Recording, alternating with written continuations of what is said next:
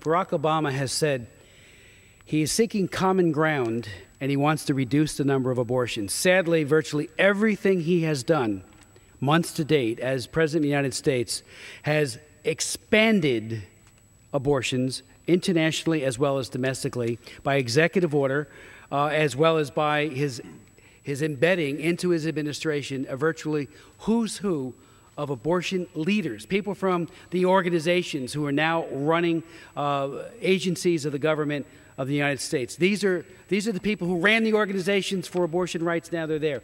The District of Columbia for years has not provided, and our hope is will continue not to provide, any funding for abortion except for rape, incest, and life of the mother. That language, as you have pointed out, was crafted by Congressman Bob Dornan, and it was a little game that was played for years. I've been here 29 years, and I'll never forget the game that was played.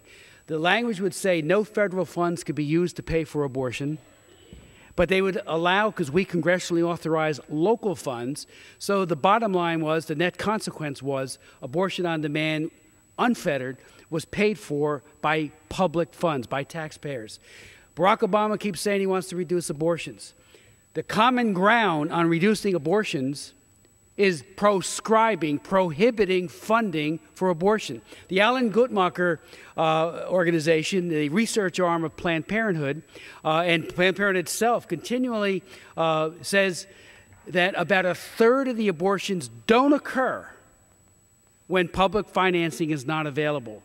So as a result of the Hyde Amendment, as a result of an amendment that I offered back in 1983, that proscribed funding under the auspices of the Federal Employees Health Benefits Plan, the Dornan Amendment on D.C. appropriations, and all the other amendments have actually facilitated those children who otherwise would have been aborted because public financing of abortion wasn't there. That's true common ground.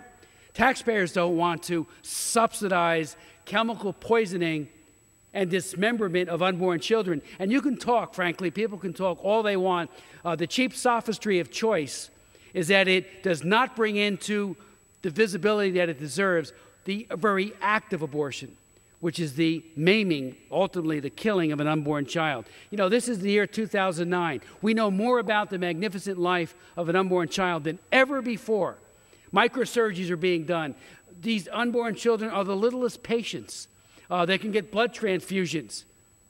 Unfortunately, in some hospital rooms, and especially in clinics, they are being dismembered, they are being chemically poisoned, and they're being starved to death in the act of abortion, which then is suggested to be a benign act. It is anything but. It is not compassion.